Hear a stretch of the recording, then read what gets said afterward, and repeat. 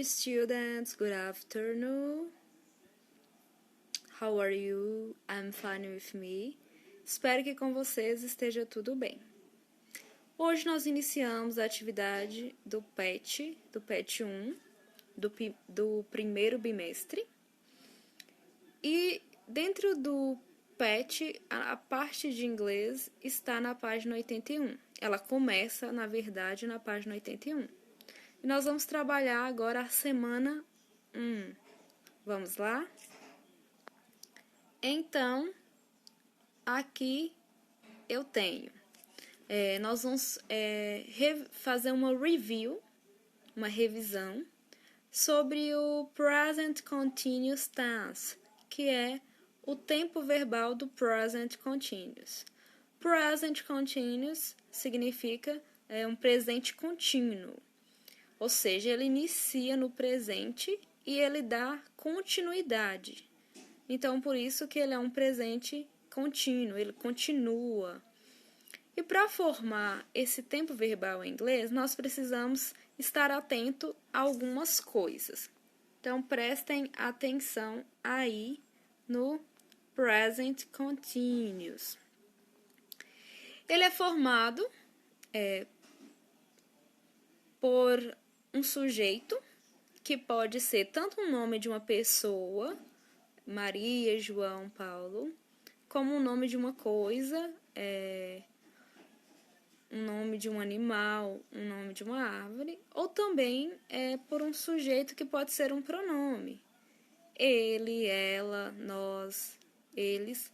Isso em inglês. Então, pode ser formado por he, que é ele em inglês. Pode ser formado por she, que é ela em inglês. Pode ser formado por we, que é nós, e assim por diante.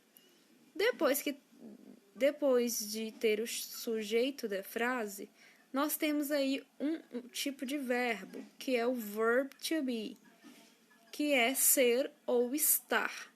Ele tem 3 formas que nós podemos ver que está escrito aqui no material: am, is e are. Depois disso, nós temos também um verbo terminado com a terminação ing. E aí, formado esse tempo verbal, ele vai expressar uma ação que está ocorrendo agora e ela ainda pode dar o ar de continuidade. Prestem atenção aos exemplos. Nós temos aí: Now we are studying. Agora estamos estudando. Então aí eu tenho now, que é para indicar quando que está acontecendo, que é agora. Depois eu tenho we, que é o meu sujeito, que indica nós. Depois eu tenho are. E depois eu tenho o studying, que é o verbo principal study, com a terminação ing. Então, ficou: nós estamos estudando. É uma ação que está acontecendo no presente e ela está continuando. Para formar o gerúndio, em inglês, nós acrescentamos ing ao verbo principal. Em inglês, nós falamos ing. Então, nós pegamos o verbo, acrescentamos o ing e formamos o verbo no gerúndio. Então, aí tem um exemplo. Nós temos aí o exemplo play, que é o verbo jogar, mas acrescentou nele o ing, que é o ing, e formou playing, que é jogando. Aí nós temos algumas exceções. Por exemplo, os verbos terminados em E perdem o E e acrescenta o ing. Então, fica dancing, que é dançando. Alguns verbos também, eles vão dobrar a consoante final. É o caso aí do verbo run. Ele terminou em N dobrou o N, ficaram 2, e acrescentou o ING, ficou running, que é correndo. Vamos acompanhar mais algumas explicações? Eu vou colocar aqui umas explicações mais detalhadas sobre o present continuous. Ok? Let's go! Present continuous, presente contínuo.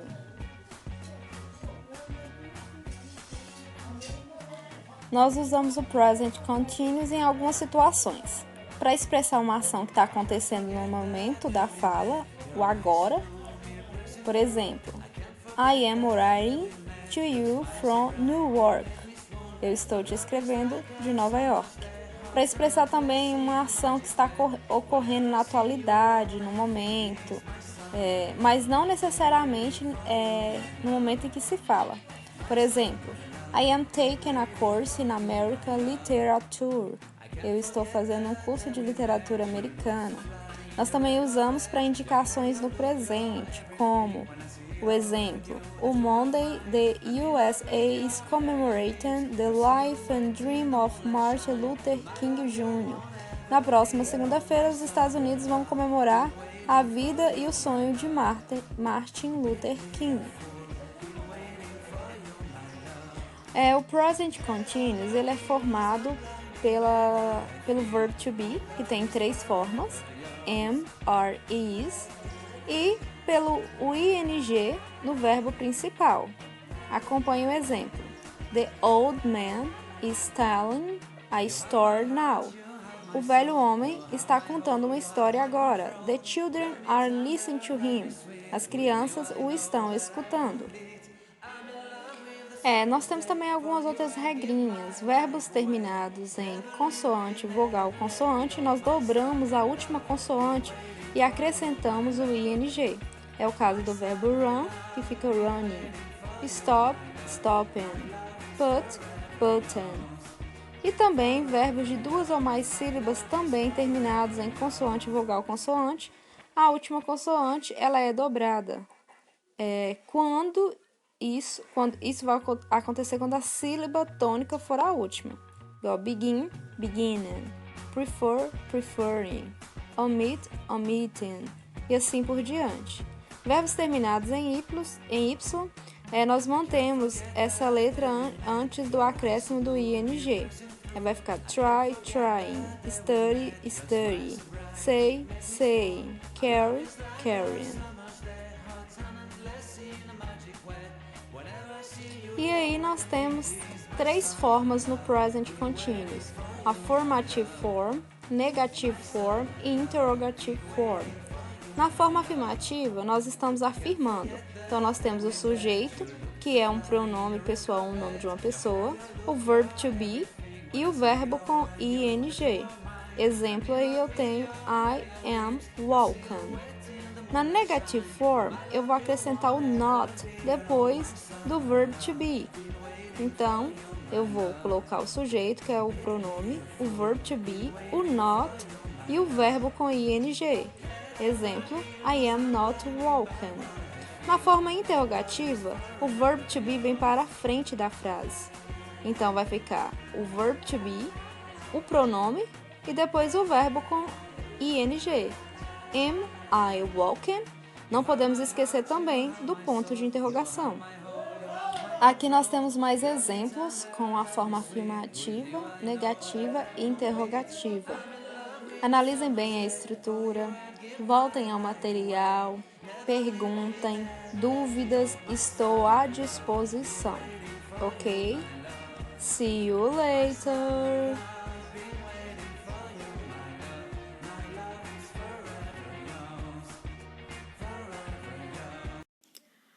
Agora nós vamos falar sobre as atividades. Então, aí no número 1, eu tenho Answer the questions according to flyer.